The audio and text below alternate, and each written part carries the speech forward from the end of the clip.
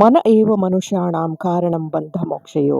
ಇದು ಉಪನಿಷತ್ತಿನ ಒಂದು ವಾಕ್ಯ ಆದರೂ ಮನುಷ್ಯನ ಬಂಧನಕ್ಕೂ ಮೋಕ್ಷಕ್ಕೂ ಮನಸ್ಸೇ ಕಾರಣ.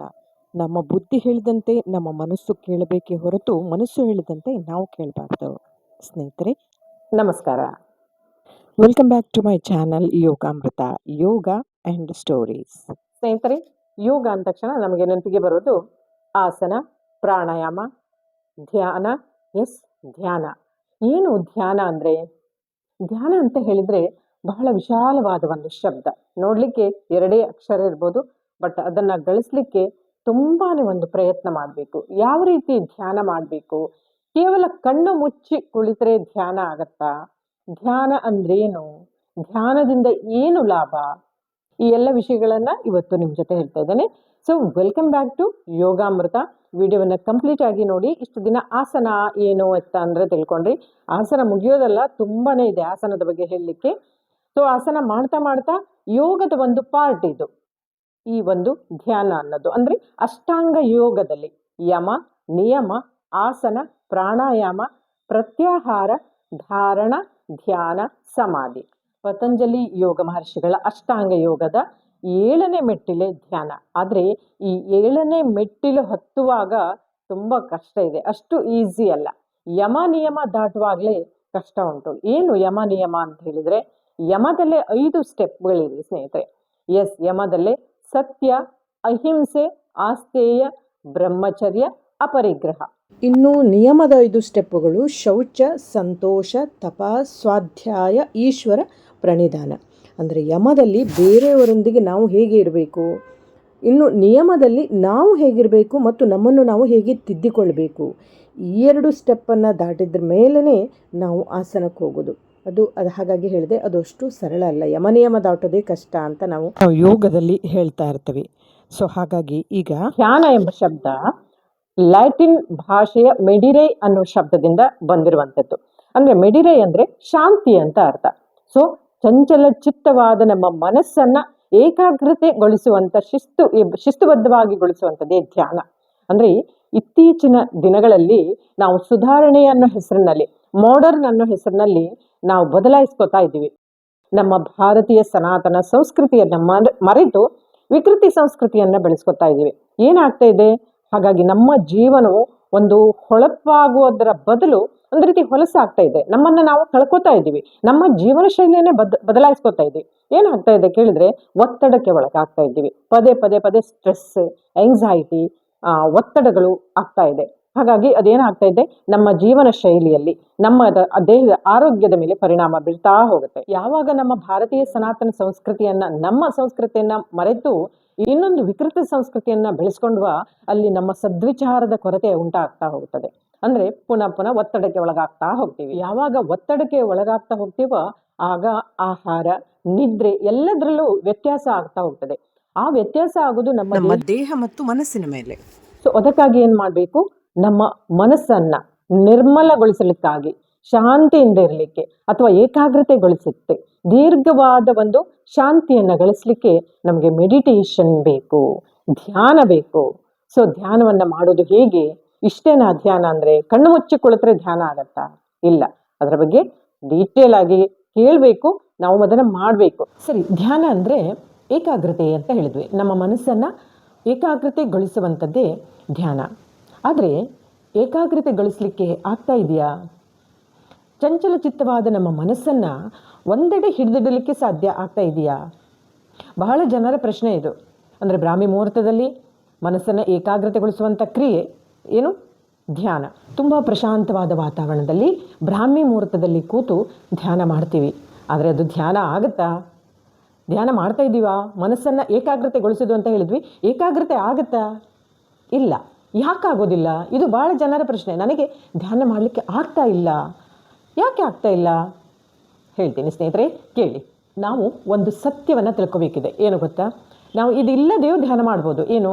ಬ್ರಾಹ್ಮಿ ಮುಹೂರ್ತ ಇಲ್ಲದೆಯೋ ಮನಸ್ಸನ್ನು ಬೆಳಗಿನ ಜಾವದಲ್ಲಿ ಇದ್ದನೋ, ಬ್ರಾಹ್ಮಿ ಮುಹೂರ್ತ ಇಲ್ಲದೇನೋ ನಾವು ಧ್ಯಾನ ಮಾಡ್ಬೋದು. ಧ್ಯಾನ ಮಾಡುವಾಗ ನಮ್ಮ ಮನಸ್ಸು ಚಂಚಲವಾಗುತ್ತೆ. ಏಕಾಗ್ರತೆಗೊಳಿಸುವುದು ತುಂಬ ಕಠಿಣ. ಎಲ್ಲೆಲ್ಲೋ ಮನಸ್ಸು ಹೋಗ್ತಾ ಇರುತ್ತೆ. ಕರೆಕ್ಟಾ? ಧ್ಯಾನ ಸಾಧ್ಯ ಆಗದೇ ಇರೋದಕ್ಕೆ ಮೂಲ ಕಾರಣ ದೃಶ್ಯಗಳು, ಅಂದರೆ ನೋಟಗಳು. ನಮ್ಮ ಮನಸ್ಸಿನಲ್ಲಿ ಈಗಾಗಲೇ ಶೇಖರಣೆಗೊಂಡಿರುವಂಥ ದೃಶ್ಯಗಳು ಆಗಾಗ ಬರ್ತಾ ಇರುತ್ತೆ. ಆ ದೃಶ್ಯಗಳು ಏನಾಗುತ್ತೆ, ನಮ್ಮ ಮನಸ್ಸನ್ನು ಸ್ಥಿರವಾಗಿರಲು ಬಿಡುತ್ತಿಲ್ಲ, ಚಂಚಲಗೊಳಿಸ್ತಾನೆ ಇರ್ತದೆ. ಅಂದರೆ ನಾವು ನೋಡಿದ್ದನ್ನು ಪುನಃ ಪುನಃ ಪುನಃ ಬರ್ತಾ ಇರುತ್ತೆ. ಹಾಗಾಗಿ ನಮಗೆ ಧ್ಯಾನ ಮಾಡಲಿಕ್ಕೆ ಸಾಧ್ಯ ಆಗೋದಿಲ್ಲ. ಮತ್ತು ಆ ಕಂಡ ದೃಶ್ಯವನ್ನೇ ಸತ್ಯ ಅಂತ ನಂಬಿಡ್ತೀವಿ ನಾವು. ಮತ್ತು ಸದಾ ಅದನ್ನೇ ಮೆಲುಕು ಹಾಕ್ತಾ ಇರ್ತದೆ ಮನಸ್ಸು ಅನ್ನೋದು. ದೃಶ್ಯಗಳಿಂದಲೇ ಮನಸ್ಸಿನ ಅಸ್ತಿತ್ವವೂ ಇರೋದು. ತನ್ನ ಅಸ್ತಿತ್ವ ಧ್ಯಾನದ ಮೂಲಕ ನಾಶ ಆಗತ್ತೆ ಅಂತ ತಿಳಿದಾಗ ಆ ವಿಚಾರಗಳನ್ನು ಅಸ್ತಿತ್ವ ಇರಲಿಕ್ಕಾಗಿ ವಿಚಾರಗಳನ್ನು ಅಡ್ಡ ತಂದು ನಿಲ್ಲಿಸಲು ಪ್ರಾರಂಭ ಮಾಡುತ್ತೆ. ಹೇಗೆ ಫಾರ್ ಎಕ್ಸಾಂಪಲ್ ಹೇಳ್ತೀನಿ, ಮಕ್ಕಳು ಅಳ್ತಾ ಇರುವಾಗ ಹೇಗೆ ಒಂದೊಂದೇ ಆಟಿಕೆ ಸಾಮಾನುಗಳನ್ನು ಕೊಟ್ಟು ಅದನ್ನು ತೋರಿಸಿ ಆ ಮಗುವಿನ ಮುಖದಲ್ಲಿ ನಗು ಮೂಡಿಸಲು ನಾವು ಪ್ರಯತ್ನ ಮಾಡ್ತೀವೋ, ಅದೇ ಥರ ನಮ್ಮ ಮನಸ್ಸು ತನ್ನ ಅಸ್ತಿತ್ವಕ್ಕಾಗಿ ದೃಶ್ಯಗಳನ್ನು ತೋರಿಸಿ ಆ ದೃಶ್ಯದೊಂದಿಗೆ ತನ್ನ ಭಾವನೆಯು ಅಡ್ಡ ಬಂದು ನಿಲ್ಲಿಸಿ ದೃಶ್ಯ ಇಲ್ಲದೇ ಇರಲು ಬಿಡಲು ಆಗ್ತಾನೆ ಇರೋದಿಲ್ಲ. ಸೊ ದೃಶ್ಯದೊಂದಿಗಿನ ನಮ್ಮ ಸೂಕ್ಷ್ಮ ರೂಪಿ ಮನಸ್ಸು ಏನಿದೆಯಲ್ಲ, ಅದು ಸ್ಥೂಲ ರೂಪ ಪಡೆಯುವ ಮೂಲಕ ಆ ದೃಶ್ಯವನ್ನು ಸತ್ಯದಂತೆ ನಂಬ್ತಾ ಇರುತ್ತದೆ ಮನಸ್ಸು ಅನ್ನೋದು. ಸೊ ಹಾಗಾಗಿ ನಾವು ಧ್ಯಾನ ಮಾಡುವ ಮೊದಲು ನಾವು ನಮ್ಮ ಮನಸ್ಸನ್ನು ತಿಳಿಯುವ ಅವಶ್ಯಕತೆ ಇದೆ. ಮನಸ್ಸಿನ ಸ್ವರೂಪವನ್ನು ತಿಳಿದ್ರೆ ಉಳಿದ ಧ್ಯಾನ ಅರ್ಧ ಮಾಡಿದ ಹಾಗೆ, ಮನಸ್ಸನ್ನು ಅರ್ಧ ತಿಳಿದಂತ ಹಾಗೆ. ಸೊ ಮನಸ್ಸು 4 ಅವಸ್ಥೆಗಳನ್ನು ಹೊಂದಿರ್ತದೆ. ಅದರಲ್ಲಿ ಒಂದು ಸಂಕಲ್ಪ, ವಿಕಲ್ಪ, ಸಂಶಯ ಮತ್ತು ಆಲೋಚನೆ. ಸೊ ಸಂಕಲ್ಪ ಅಂದರೆ ಏನು? ಯಾವುದಾದ್ರೂ ಒಂದು ಕಾರ್ಯಕ್ಕೆ ನೀವು ತಿಳ್ಕೊಂಡ್ಬಿಟ್ಟಿರ್ಬೋದು, ಪೂಜೆ ಮಾಡುವ ಮೊದಲು ನಾವೊಂದು ಸಂಕಲ್ಪವನ್ನು ಮಾಡ್ತೇವೆ, ಅಂದರೆ ನಿರ್ಣಯ.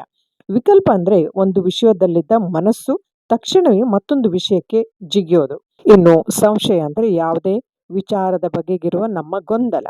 ಅಂದರೆ ಆಲೋಚನೆ ಸದಾ ಒಂದಿಲ್ಲೊಂದು ವಿಷಯದಲ್ಲಿ ಚಿಂತನೆ ನಡೆಸ್ತಾ ಇರೋದು. ಹಾಗಾಗಿ ಪ್ರತಿಯೊಂದರಲ್ಲೂ ಕಾಣೋದು ನಮ್ಮ ಮನಸ್ಸು ರಚನೆ ಆಗಿರೋದು. ನಮಗೆ ಈಗಾಗಲೇ ತಿಳಿದಿರುವಂತೆ ನೆನಪುಗಳೇ ಮನಸ್ಸಿನ ಅಸ್ತಿತ್ವ. ಮನಸ್ಸು ಅದರಲ್ಲಿ ಈಗಾಗಲೇ ಶೇಖರಣೆಗೊಂಡ ಹಳೆಯ ಸಂಗತಿಯನ್ನೇ ದೃಶ್ಯ ಮುಖೇನ ವ್ಯಕ್ತಪಡಿಸುವುದೇ ವಿನಃ ಮನಸ್ಸಿಗೆ ಇದುವರೆಗೂ ತಾನು ನೋಡಿರದ ಯಾವುದೊಂದು ಹೊಸತನ್ನ ಸೃಷ್ಟಿಸುವ ಸಾಮರ್ಥ್ಯವಿಲ್ಲ. ಹೌದು ತಾನೇ? ಯೋಚನೆ ಮಾಡಿ ನೋಡಿ. ಹಾಗಾದ್ರೆ ಈ ಮನಸ್ಸಿನ ಈ ಅವಸ್ಥೆಗಳಾಚೆ ಹೇಗೆ ಹೋಗಬೇಕು? ಈ ಧ್ಯಾನದ ಕೇಂದ್ರ ಎಲ್ಲಿ ಇರಬೇಕು? ಧ್ಯಾನದ ಕೇಂದ್ರವು ಮಹಾಕಾಶವಾಗಿರಬೇಕು. ಓಕೆನಾ? ಈ ಮಹಾಕಾಶ ಯಾವುದು, ಎಲ್ಲಿದೆ, ಹೇಗಿದೆ, ಹೇಗೆ ಸಂಪಾದನೆ ಮಾಡಬೇಕು ಅಂದರೆ, ನಮ್ಮ ಮನಸ್ಸು ಒಂದು ವಿಷಯವನ್ನು ಯೋಚಿಸಿ ಮತ್ತೊಂದು ವಿಷಯಕ್ಕೆ ಹೋಗುವಾಗ ಇರುವ ಮಧ್ಯದ ಅರ್ಧ ಸೆಕೆಂಡಿನಷ್ಟು ಅಂತರದಲ್ಲಿ ಯಾವ ಖಾಲಿ ಸ್ಥಳ ಇರೋದೋ ಅಲ್ಲಿ ಈ ಮಹಾಕಾಶ ಇರ್ತದೆ. ಸೊ ನಿಜವಾಗಿಯೂ ಧ್ಯಾನವು ಅಲ್ಲಿ ನೆಲೆ ನಿಲ್ಲಬೇಕು. ಆ ಅರ್ಧ ಸೆಕೆಂಡಿನಷ್ಟು ಸ್ಥಳಾವಕಾಶ ವಿಸ್ತರಿಸ್ತಾ ಹೋಗಬೇಕು. ಅಂತಿಮ ಘಟ್ಟ ಮುಟ್ಟುವಲ್ಲಿ ಈ ವಿಸ್ತಾರ ಬ್ರಹ್ಮನಲ್ಲಿಯೇ ನಾವು ಲೀನವಾಗಿ ಹೋಗಿರ್ತೇವೆ. ಅಷ್ಟು ಡೀಪ್ ಆಗಿರುತ್ತೆ ಇದು. ಇಲ್ಲಿ ಮನಸ್ಸೆಂಬುದು ಒಂದು ಆಲೋಚನೆ ಅಥವಾ ನೆನಪುಗಳ ಗೊಂಚಲಾದರೆ ಆ ಗೊಂಚಲು ಅದರ ಭಾರದಂತಿರಬೇಕು. ಅರ್ಥಾತ್ ಮನಸ್ಸು ಆತ್ಮನಲ್ಲಿ ನೆಲೆಯಾಗಬೇಕು. ಆಗ ಧ್ಯಾನ ಸಿದ್ಧಿಸಿದೆ ಎಂದರ್ಥ. ಆದರೆ ಈ ಮುಂಚೆ ಹೇಳಿದಂತೆ ಮನಸ್ಸು ತನ್ನ ಅಸ್ತಿತ್ವಕ್ಕಾಗಿ ಸದಾ ಪ್ರಯತ್ನ ಪಡುತ್ತಾನೆ ಇರ್ತದೆ. ಮನಸ್ಸು ಆತ್ಮನಲ್ಲಿ ಲಯವಾಗಬೇಕಾದ್ರೆ ಮನಸ್ಸು ಸಾಯಬೇಕು. ಅಂದರೆ ನಮ್ಮ ಆಲೋಚನೆಗಳಿದೆಯಲ್ಲ, ಕೆಟ್ಟ ಆಲೋಚನೆಗಳು, ಬೇಡದೇ ಇರೋ ಆಲೋಚನೆಗಳು, ಅದು ಸಾಯಬೇಕು. ಇಲ್ಲೊಂದು ಸೂಕ್ಷ್ಮ ವಿಚಾರ ಇದೆ. ಮನಸ್ಸನ್ನು ಸಾಯಿಸುವರಾದರೂ ಯಾರು? ಮನಸ್ಸನ್ನು ಮನಸ್ಸೇ ಸಾಯಿಸಬೇಕು. ಇದೇ ಕಷ್ಟ ಅಲ್ವಾ? ನಮ್ಮನ್ನು ನಾವು ಸಾಯಿಸಿಕೊಳ್ಳೋದು ಕಠಿಣನೇ, ಆಗೋದಿಲ್ಲ. ಮನಸ್ಸು ತನ್ನನ್ನು ತಾನೇ ಸಾಯಿಸಿಕೊಳ್ಳಲು ಸಿದ್ಧ ಇರೋದಿಲ್ಲ. ಎಲ್ಲಿ ಆಲೋಚನೆಗಳು ಕೊನೆಯಾಗುತ್ತವೋ ಆಗ ದೃಶ್ಯಗಳು ಕೊನೆಯಾಗುತ್ತವೆ. ಸೊ ದೃಶ್ಯಗಳು ಕೊನೆಯಾಗಬೇಕಾದ್ರೆ ಮನಸ್ಸು ಕೊನೆಯಾಗುತ್ತೆ. ಸೊ ಮನಸ್ಸು ಇಲ್ಲ ಆಗುತ್ತೆ ಅಂತ ಅರ್ಥ. ಮನಸ್ಸು ಇಲ್ಲದಾಗ ಈ ಜಗತ್ತಿನೊಂದಿಗೆ ಸಂಪರ್ಕ ಬೆಸೆದ ಕೊಂಡಿಯೇ ಕೊನೆಯಾಗುತ್ತೆ. ಆಗ ಜಗತ್ತು ಇಲ್ಲವಾಗುತ್ತೆ. ಜಗತ್ತು ಇಲ್ಲದಾಗ ಅಲ್ಲಿ ಉಳಿಯೋದು ನಾನು ಮಾತ್ರವೇ. ಆದರೆ ನಮ್ಮ ಈ ಮನಸ್ಸಿಗೆ ನಾವು ಕಲಿಸ್ಬಿಟ್ಟಿದ್ದೇವೆ ಇದೇ ಸತ್ಯ ಅಂತ. ಇದೇ ನಿತ್ಯವೆಂದು ನಾವು ನಮ್ಮ ಮನಸ್ಸನ್ನು, ನಮ್ಮ ಸ್ವಭಾವವನ್ನು ಬದಲಾಯಿಸಿಕೊಳ್ಳಲು ಸಿದ್ಧರಿಲ್ಲ. ಅದು ಹೇಗೆ ನಾವು ಒಂದು ಮಕ್ಕಳಿಗೆ ಇವರು ನಿನ್ನವರೇ, ಇವರು ನಿನ್ನ ಬಂಧುಗಳು, ಇದೇ ನಿನ್ನ ಕುಟುಂಬ ಅಂತ ಚಿಕ್ಕವರಿರಾಗ ತೋರಿಸಿ ಅವರು ದೊಡ್ಡವರಾದ ಇದು ನೀನಲ್ಲ, ಇದು ನಿನ್ನವರಲ್ಲ, ನಿನ್ನ ಬಂಧುಗಳಲ್ಲ ಅಂತ ಹೇಳಿದರೆ ಆ ಮಗು ಹೇಗೆ ಅದನ್ನು ಅರಗಿಸಿಕೊಳ್ಳಲು ತಯಾರಾಗುತ್ತಾ? ಹಾಗೆಯೇ ಮನಸ್ಸು ಕೂಡ. ನೀನು ನಂಬಿರೋದೆಲ್ಲ ಸುಳ್ಳು, ಇದೆಲ್ಲ ಭ್ರಮೆ ಅಂತ ಹೇಳಿದರೆ ಒಂದೇ ಸಲ ಅದು ಮನಸ್ಸನ್ನು ಒಪ್ಪಿಕೊಳ್ಳಲ್ಲ ಅದು. ಸೊ ಮನಸ್ಸನ್ನು ಮೊದಲು ಏನು ಮಾಡಬೇಕು? ಧ್ಯಾನಕ್ಕಿಂತ ಮೊದಲು 7ನೇ ಸ್ಟೆಪ್ ಧ್ಯಾನ ಇದೆಯಲ್ಲ, ಅದಕ್ಕೂ ಮೊದಲನೇ ಸ್ಥಿತಿ ಮನಸ್ಸನ್ನು ಪ್ರತ್ಯಾಹಾರಗೊಳಿಸಬೇಕು. ಅಂದರೆ ಎಲ್ಲ ವಿಚಾರಗಳಿಂದ ಮನಸ್ಸನ್ನು ಹಿಂದಕ್ಕೆ ಕರೆಸಬೇಕು. ಈ ವಿಚಾರಗಳು ಅರ್ಥಾತ್ ನೆನಪುಗಳು, ಅದರ ರೂಪವಾದ ದೃಶ್ಯಗಳು ಒಂದು ಅಂಗಿ ಇದ್ದಂತೆ. ಅಂಗಿ ಹೇಗೆ ದಾರದಿಂದ ಹೆಣೆಯಲ್ಪಟ್ಟಿದೆಯೋ ಹಾಗೆ ಮನಸ್ಸು ಆಲೋಚನೆಗಳಿಂದ ಹೆಣೆಯಲ್ಪಟ್ಟಿದೆ. ಅಂಗಿ ಒಂದೊಂದೇ ದಾರದ ಎಳೆಗಳನ್ನು ಬಿಡಿಸುತ್ತಾ ಹೋದಾಗ ಹೇಗೆ ಅಲ್ಲಿ ಅಂಗಿ ಇರೋದಿಲ್ವೋ ಹಾಗೆಯೇ ಮನಸ್ಸೆಂಬ ಅಂಗಿಯ ದಾರ ರೂಪದ ಒಂದೊಂದೇ ನೆನಪು, ಆಲೋಚನೆ, ದೃಶ್ಯಗಳನ್ನು ಬಿಡಿಸುತ್ತಾ ಹೋದರೆ ಅಂತಿಮವಾಗಿ ಅಲ್ಲಿ ಮನಸ್ಸೇ ಇರೋದಿಲ್ಲ. ಸೊ ಮನಸ್ಸು ಅನ್ನೋದು ಮೇಯಲು ಬಿಟ್ಟ ಗೋಳಿಯಂತೆ. ಗೋಳಿ ಹೇಗೆ ಸಿಕ್ಕ ಹೊಲದಲ್ಲಿ ಮೇಯ್ತಾ ಅಭ್ಯಾಸ ಆಗಿರುತ್ತದೋ, ಸೊ ಒಂದೇ ಸಲ ಅದಕ್ಕೆ ಗೂಟ ಕಟ್ಟಿದರೆ ಅದು ನಿಲ್ಲಲು ಕಷ್ಟಪಡುತ್ತೆ ಒಂದೇ ಸಲ.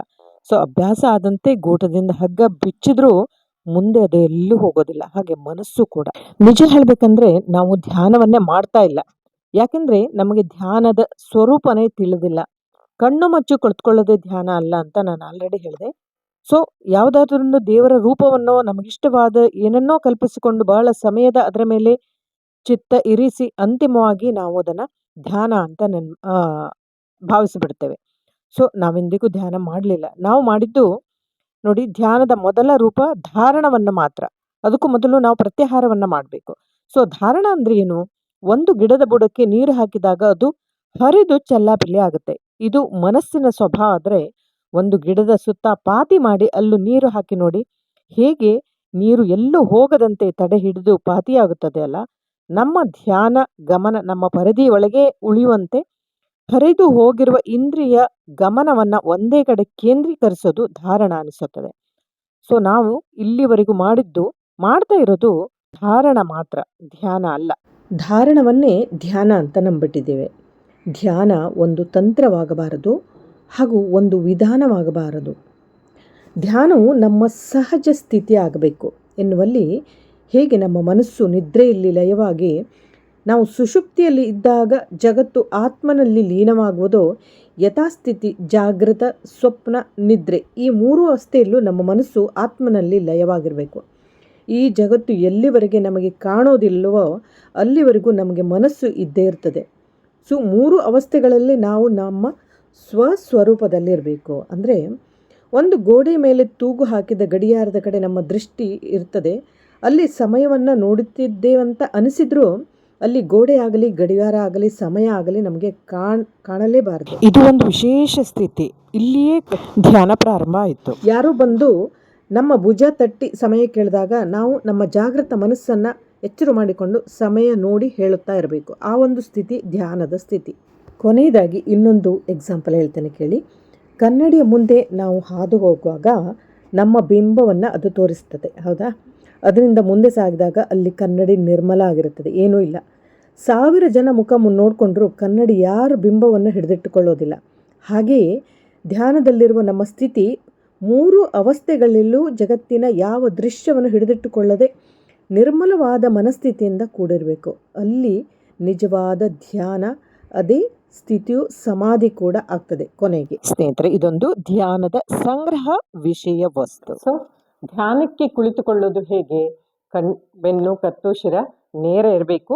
ಯಾವತ್ತು ಹೀಗೆ ಕುತ್ಕೋಬಾರ್ದು. ಸೋಫಾದ ಮೇಲೆ ಕುತ್ಕೊಳ್ಳುವಾಗ ನಿಮಗೆ ಸೋಫಾ ಹೀಗೆ ಹಿಂದೆ ಇದೆ ಅಂತ ಹೇಳಿದಾಗ ಒಂದು ದಿಂಬನ್ನು ನಾವು ಈ ಥರ ಬೆನ್ನಿಗೆ ಹೀಗೆ ಹಾಕ್ಕೊಳ್ಳಿ. ಬೆನ್ನು ಹಾಕ್ಕೊಂಡು ಬೆನ್ನು ನೇರ ಇರಬೇಕು. ಈ ಥರ ಕಾಲನ್ನು ಪದ್ಮಾಸನದಲ್ಲಿ ಕುತ್ಕೋಬೋದು ಅಥವಾ ವಜ್ರಾಸನದಲ್ಲಿ ಕುತ್ಕೋಬೋದು. ಪದ್ಮಾಸನ ಆಗಿಲ್ಲ ಹೇಳಿದ್ರೆ ಸುಖಾಸನದಲ್ಲಿ ಕುತ್ಕೋಬೋದು. ಸುಖಾಸನ ಆರಾಮ್ಸೆ, ಬಟ್ ಬೆನ್ನು, ಕತ್ತು, ಶಿರ ನೇರವಾಗಿರಲಿ. ಕೈಗಳು ಚಿನ್ಮುದ್ರೆ ಇರಲಿ ಅಥವಾ ಧ್ಯಾನ ಮುದ್ರೆ ಇರಲಿ, ಹೇಗೂ ಕೂಡ ಕುತ್ಕೋಬೋದು.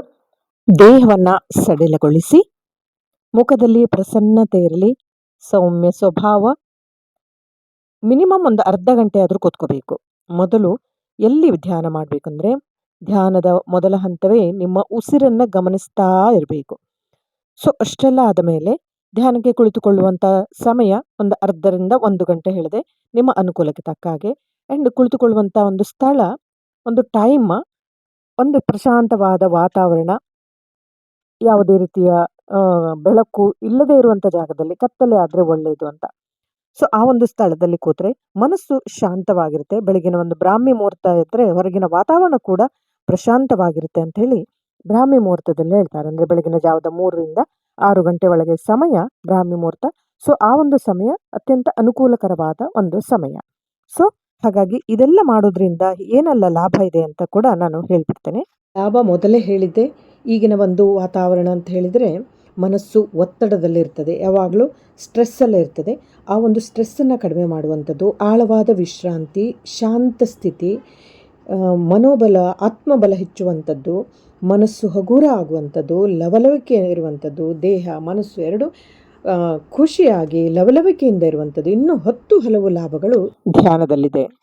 ಸ್ನೇಹಿತರೆ, ನೋಡಿದ್ರಲ್ಲ, ಕೇಳಿದ್ರಲ್ಲ, ಧ್ಯಾನದ ಬಗ್ಗೆ ಇನ್ನಷ್ಟು ಮಾಹಿತಿಗಳನ್ನು ಮುಂದಿನ ದಿನಗಳಲ್ಲಿ ಇನ್ನೂ ಹಲವಾರು ಜನರಿಂದ ತಿಳಿದವರಿಂದ ಈ ಚಾನಲ್ದಲ್ಲಿ ಅಪ್ಲೋಡ್ ಮಾಡ್ತಾ ಹೋಗ್ತೇನೆ. ಸೊ ಫ್ರೆಂಡ್ಸ್, ಈ ವಿಡಿಯೋ ನಿಮಗೆ ಇಷ್ಟ ಆದರೆ ಲೈಕ್ ಮಾಡಿ, ಶೇರ್ ಮಾಡಿ, ಹಾಗೆ ಸಬ್ಸ್ಕ್ರೈಬ್ ಮಾಡಿ.